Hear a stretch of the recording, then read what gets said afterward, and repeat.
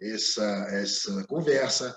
É importante para que a gente possa se conhecer, né? Nós somos participantes de uma nova diretoria, e a presidente Vanessa, muito querida, bem como Mabel, a vice-presidente, nos convidou e nos indicou a cargos especiais aí dentro da Ambiotech para que a gente pudesse compor, né, a diretoria técnica.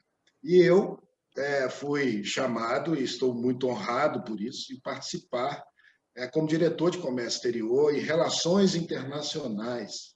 Então, esse é o meu agradecimento e também por conhecer a Vanessa há um período muito longo de convivência, e ela é muito competente, muito dinâmica, por essa vontade de ampliar a atuação da Ambiotech, o que nos inspira, né? Então, isso é uma honra trabalhar sob essa inspiração, e isso me motiva no senso da missão, não só a mim, como todos os atores aí que estão representando a Ambiotech. Então, eu agradeço a todos de forma geral, e eu gostaria de então, me apresentar. Meu nome é Ramaia, eu me dedico ao comércio exterior e negócios internacionais, viu, Carlos? Há mais de 35 anos. Comecei novo nesse trabalho, eu estou hoje na segunda geração da empresa, começou com meu pai em 1969, e a gente, desde o início, nós trabalhamos exclusivamente no segmento médico, hospitalar, laboratorial. Claro que uma empresa de comércio exterior e negócios internacionais, ela está aberta para desenvolver qualquer tipo de operação, mas esse é o nosso carro-chefe e a gente sempre buscou garantir resultados em diversas instituições brasileiras. Sou empresário aqui, diretor executivo do grupo, é o Grupo Sigma, e a gente tem como missão trazer sempre esse olhar inovador, sabe? Para os processos de comércio exterior, nas importações, nas exportações, com toda a segurança jurídica, tributária, e é assim que a gente trabalha. Então, sou muito feliz em ser chamado aí pela Vanessa, como eu disse, trazendo essa bagagem, essa experiência, e a nossa história é muito interessante, que ela bate muito com a Ambiotech, né? A gente é mineiro de tradição, mas a gente possui uma atuação mundial, um destaque em operações diversas em diversos continentes, tanto Estados Unidos, Ásia, Europa, e a gente desenvolve esse trabalho. E dessa forma, a gente procura atuar, né, com essas lideranças estratégicas aí para realizar parcerias. E nós queremos desenvolver um trabalho muito bacana, muito abrangente, com parcerias sólidas entre a Ambiotech Brasil, que agora é uma meta da nova diretoria, da nova gestão, seus associados e também as instituições públicas, né, privadas e internacionais, porque nós precisamos realmente e entendemos que essas conexões são importantes, acordos comerciais, tudo isso facilita muito a questão do negócio internacional. O que era a sua empresa quando você começou lá na... Quer dizer, a empresa, na verdade, com seu pai, né? O que era, como é que é a evolução, como é que mudou esse mercado de comércio exterior, de produtos médicos, hospitalares? Como é que foi? Como é que você contaria a história? Pois é interessante, porque desde a fundação da empresa, nós sempre tivemos essa visão mais atual. Na época, nada contra os despachantes, nem nada, absolutamente. Eu sou um despachante aduaneiro, mas na época meu pai falava: eu não sou despachante, não, eu sou consultor de comércio exterior. Então ele já falava disso em 1970. Hoje é comum você falar uma coisa dessa. Então a gente sempre teve essa visão à frente do mercado. Então, a gente conseguiu, para começar, a trabalhar com produtos médicos, hospitalares, o que era inovador na época, tanto para o mercado brasileiro quanto para nós que oferecia esse tipo de serviço. E de lá para cá, muita coisa mudou. Nessa época, se passava telex, depois veio o fax, que foi uma coisa maravilhosa, né? O fax, o primeiro fax que eu passei, eu falei, ele está recebendo lá agora? Não estou acreditando. Então, essa evolução, aí depois veio a internet, né? Isso aí nos motivou também a buscar soluções inovadoras, rápidas. Então, o que antes demorava um processo de importação, imagina só, Carlos, você mandava uma carta, demorava, sei lá, 10, 15 dias para chegar a carta lá na origem, aí ele respondia por carta. Então, o processo de importação demorava um ano ou até mais. Hoje, com a tecnologia, as coisas tendem a agilizar. Então, é um trabalho também muito intenso por parte do governo, por parte das fiscalizações, por parte dos órgãos anuentes, viverem um mundo mais atual. Então, Eu existe um imagino futuro. que, eu imagino que no começo, né, como é que deveria ser o processo, eu só imagino mesmo que a questão da... Para você receber um produto novo, né, você se interessar, buscar informação adicional, já levava um tempo enorme, né? Exato, absurdo. Fora isso, as condições também de logística, nossa, era um negócio, não existia tantos voos aéreos, né? Tantos voos, era mais marítimo. Então, assim, houve uma evolução, precisamos ainda melhorar, e eu creio que a gente está estou falando como um comércio exterior brasileiro, está longe ainda do que a gente vê hoje nos Estados Unidos e na Europa. Em termos de agilidade de processo, agilidade de se dar uma anuência, né? Lá, para você ter uma noção, a gente até fez algum trabalho aqui junto com o governo de Minas, levando na época secretários, até próprio governador na época, para conhecer como que esse pessoal trabalha, né? Os hubs grandiosos, como é que funciona. Então, uma quebra de paradigmas. Fiscalização, poxa, fiscalização não pode trabalhar o horário que eles trabalham. A gente entende que isso faz parte do nosso sistema trabalhístico. Mas no exterior eles trabalham 24 horas. A coisa flui muito mais, né? Então a gente está numa tendência de melhora e isso vai trazer oportunidade de crescimento. Porque esses países que eu falei, eles têm uma forma de pensar diferente do brasileiro. Esses países, eles acreditam em todo mundo até que se prove o contrário. Já no Brasil, a tônica é não acredito em ninguém até que prove o contrário. Então, partindo do pressuposto que está tudo certo, as coisas fluem mais rápido. Agora, se descobre qualquer tipo de problema, aí é até cadeia, né? Então, aqui no Brasil, a gente precisa mudar um pouco essa ótica aí para que a coisa consiga seguir esses padrões mundiais, né? Como é que está o comércio exterior hoje? A sua visão do comércio exterior hoje, né? Aproveitando esse gancho até. Em termos de balanço comercial, em termos Não, das oportunidades, das ameaças, das perspectivas. Seu balanço Bom, geral. Depois a gente claro, entrar na biotecnologia. Né? O comércio exterior, o Brasil é um país 100%, não 100% hoje, graças a Deus as coisas estão evoluindo, mas é um país, na sua história, comprador, né? Então exporta geralmente grandes quantidades, mas as exportações não são itens com valor agregado, né? Então, assim, a gente tem buscado essa equiparação, mas existe oportunidade de crescimento muito grande em falar em biotecnologia, por exemplo.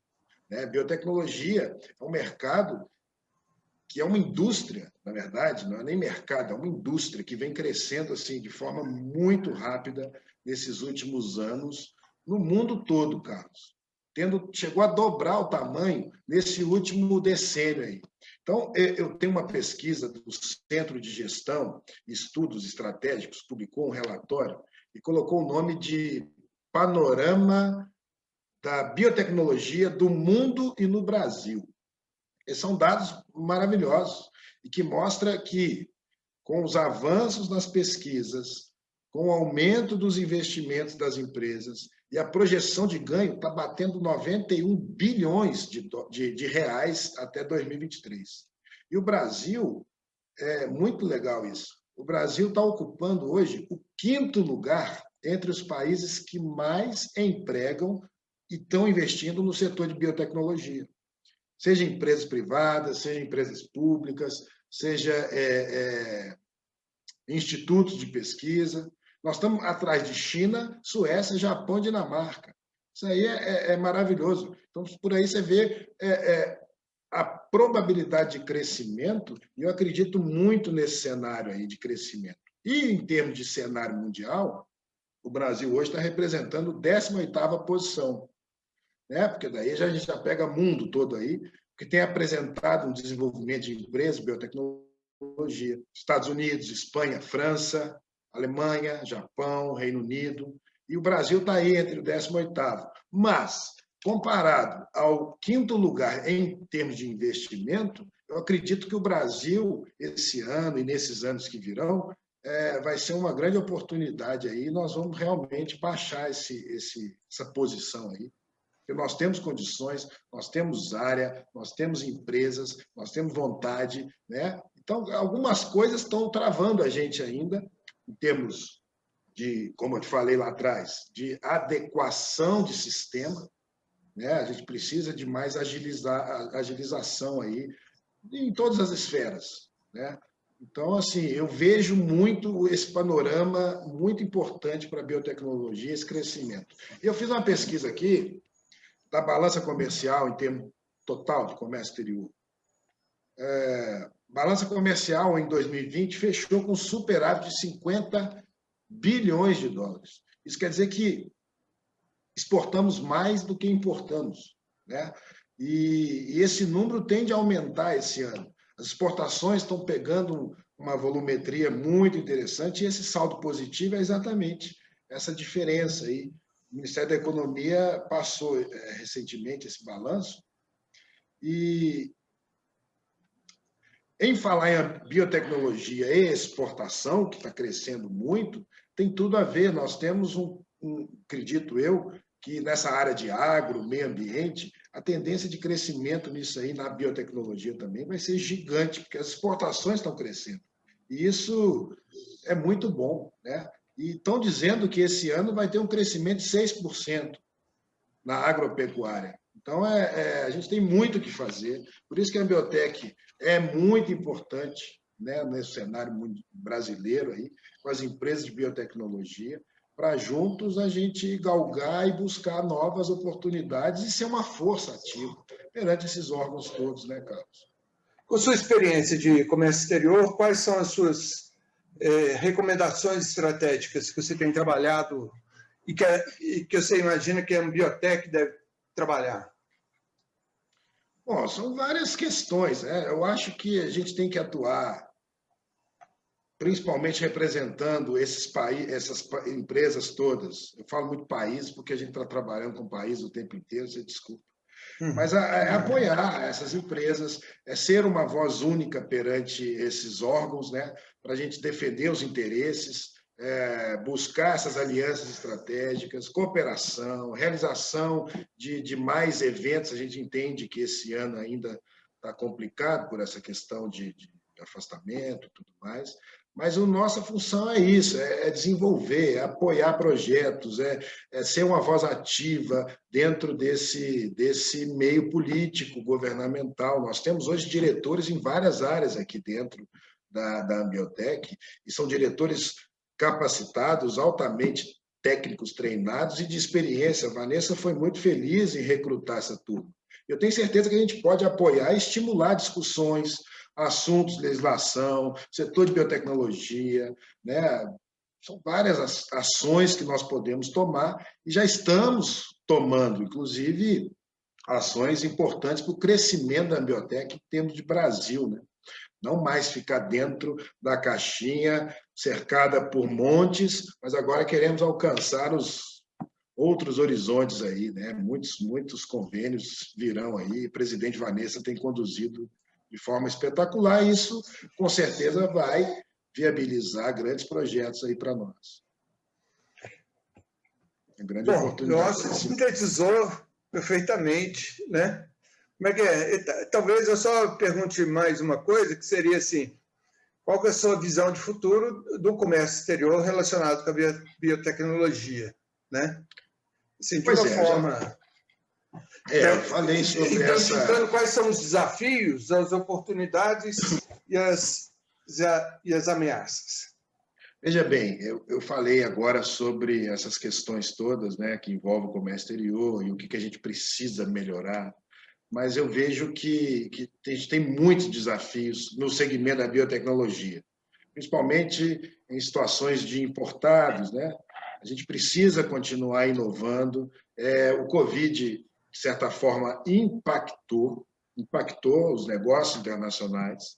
Nesse primeiro ano de pandemia aí foram desafios diversos, né, causando problemas de ordem social. Você vê, quarentena, distanciamento, home office, impactos econômicos na área de turismo, negócios, exportações, importações, feiras canceladas. Feiras é um negócio maravilhoso que move, né, como um gatilho, porque ali você está conhecendo coisas, então feiras canceladas, isso tudo é uma escala não brasileira, mas mundial. Então, algo de uma magnitude dessa eu nunca vi, nós nunca vimos, né?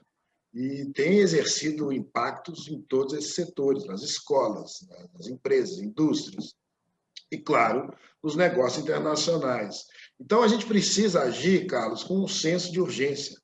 E esse cenário de urgência, a gente precisa acelerar alguma coisa em termos de reação de mercado. Nós sabemos que esses desafios, agora falando na prática, sempre tiveram, sempre existiram, principalmente no segmento da importação, biotecnologia, enfim. Nós sempre tivemos problemas com taxas cambiais, com uma série de coisas. Agora, a pandemia não nos trouxe esses problemas, ele aumentou esses problemas, né? Nós temos hoje, são questões aí que estão impactando negativamente o andamento e a sustentabilidade dos negócios. Por exemplo, falei agora, taxas cambiais, né? A variação cambial sempre foi um problema para nós, para as nossas importações. Muitos falavam, o dólar alto é bom para exportação. Nem sempre, porque para você exportar, você precisa importar alguma coisa, maquinário, insumo, enfim. Então, a variação cambial sempre foi um problema para nós. Pra você ter uma noção, eu fiz uma pesquisa aqui, em fevereiro de 2020, o dólar estava em 4,20. Tá? Hoje, um ano após a pandemia, ou em meio à pandemia, o dólar está a 5,42. Eu estou falando de dólar fiscal. 4,20 no ano passado e 5,42 esse ano. Ou seja, a moeda aumentou 1,20. Isso equivale a mais ou menos 28%. Estou falando só em variação cambial. Então, 28% é maior do que o maior imposto que nós temos estadual, que é o ICM, que é 18%. Então, isso impacta todos os projetos. Essa questão da variação cambial é um negócio terrível, que sempre teve, mas com a pandemia teve esse acréscimo aí de quase 28%. Agora, outros prejuízos que têm impactado também, além dessa questão cambial, a gente também está tendo grandes dores no mercado logístico. O mercado logístico está sofrendo demais, né? Que o mercado logístico, na verdade, é um ponto de partida do processo, né? A gente precisa de contratar um frete marítimo ou aéreo, né? E isso tem impactado também os negócios, porque houve um acréscimo muito grande. Os nossos insumos, por exemplo, dos produtos, vem tudo lá de fora. Então, a logística no comércio exterior está sofrendo demais. A logística tanto aérea quanto marítima. Por exemplo, desculpa, as tarifas do aéreo aumentaram demais, porque tem muita demanda e pouca oferta. O fato de não ter turismo, cancelaram muitos voos, né?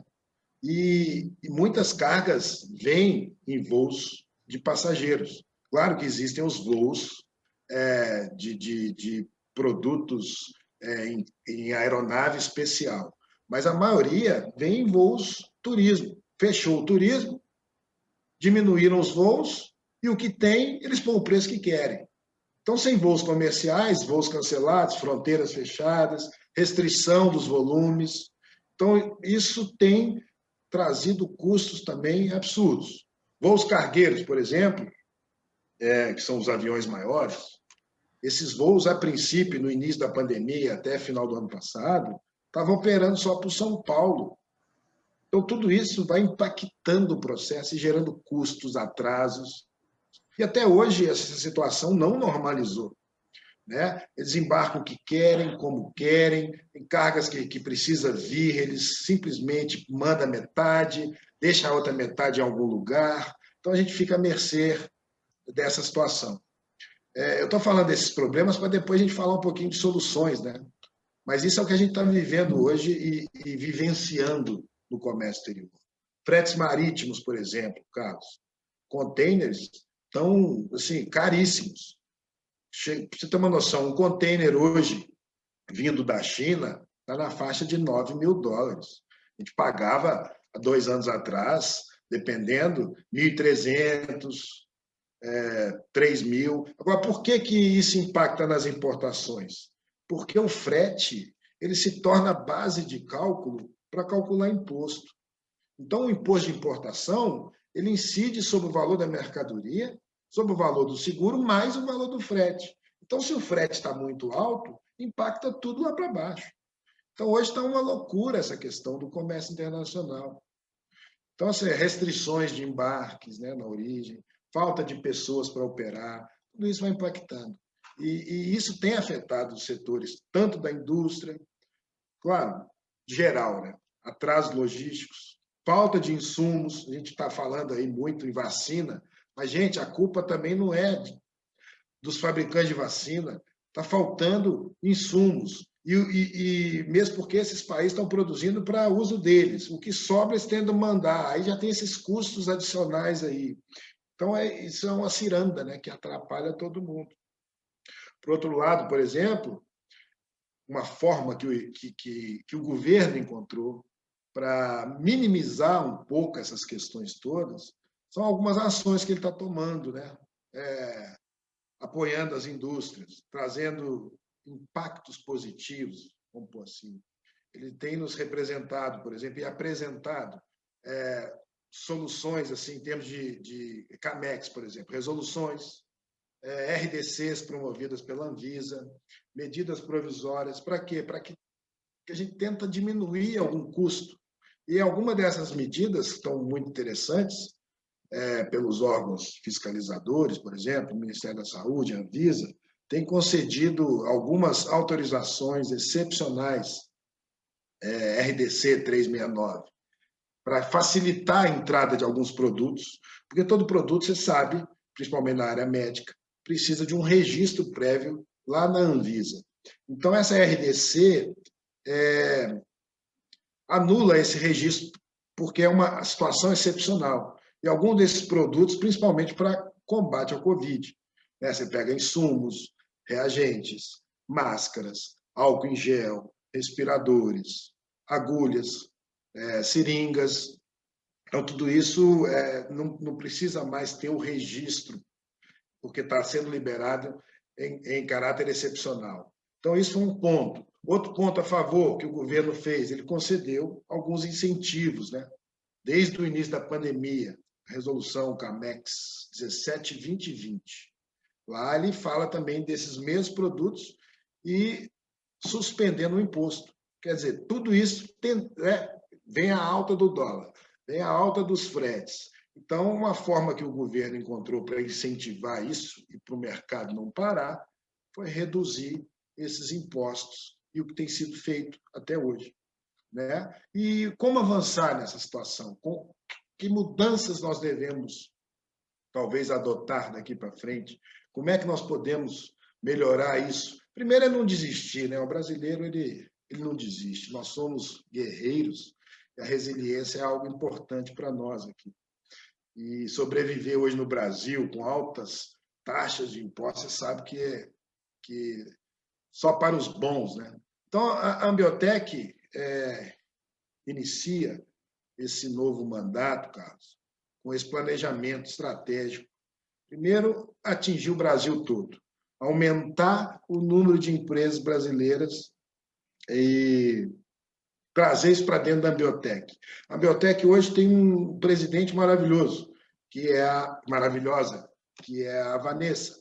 e ela também trouxe 9 diretores técnicos, entre eles eu, né, também estou participando, cada um específico numa área. Você tem ali assuntos regulatórios, você tem ali comércio exterior, você tem ali life science, insumos estratégicos, articulações institucionais, projetos estratégicos, saúde humana, agro, meio ambiente. Para quê? Para promover ações entre as empresas, provocando, na verdade, para a gente avançar e ser uma voz única perante essas instituições, buscando sempre o melhor para o Brasil, para as empresas. A gente precisa, os negócios, a visão, ter essa questão de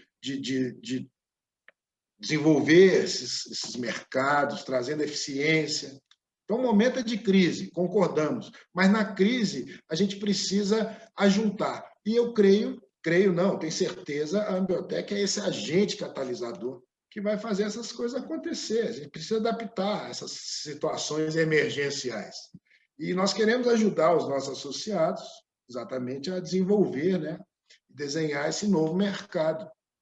A nossa missão é tornar, de fato, a Agência Nacional de Empresas de Biotecnologia, com força, com determinação, com foco objetivo, clareza de ideias. Né? A gente está aí engajado nesse propósito. Tá certo? Certíssimo, eu acho que está ótimo. Né? Você tem mais alguma observação ou não? Eu falo para os nossos associados, agora eu vou falar da minha carteira, né, que é Comércio Exterior, que se tiverem algum projeto lá na gaveta dos negócios internacionais, ou tiverem dúvidas a respeito, aí eu posso responder como Ambiotech, e nós queremos aqui aproveitar a capacidade de cada um desses diretores. Então, eu me coloco à disposição, faça contato aí com a Ambiotech. Se você tem alguma ideia, algum projeto, sair da crise, você precisa desenvolver mercado, trazer produto de fora, exportar, não sabe como fazer, fala com a gente está aqui para isso. Que tipo de projeto que poderia ser? A ampliação das fabricações de seus produtos, importação de insumos, buscar benefícios, talvez redução de algum tipo de imposto, conversar com o governo de Minas para pegar incentivos fiscais, diminuição de ferimentos de ICMS, por exemplo. Então, nós temos hoje um corpo técnico que pode ajudar. Eu estou falando como comércio exterior e negócios internacionais. Agora, a gente tem articuladores aí diretos aí, nos assuntos regulatórios. Então, você, que é nosso associado, vai ter acesso aos melhores métodos, um time ágil, para juntos chegarmos tentarmos ajudar, né, como força única. E nós temos a ideia, Carlos, esse ano, de começar a realizar esses comitês, as reuniões internas entre associados, né, criar insights, ideias, enfim. Estamos aqui oficializando novos acordos de cooperação. Vanessa tem, através da influência e do nome Ambiotech, a gente tem já buscado nas empresas e nas associações de fora algumas ideias e essas cooperações, porque isso, com certeza, esses acordos vão ajudar as empresas brasileiras a buscar referência, a buscar como que eles estão fazendo para tentar aplicar isso, porque a gente quer a expansão dos nossos associados e expansão do Brasil. Né?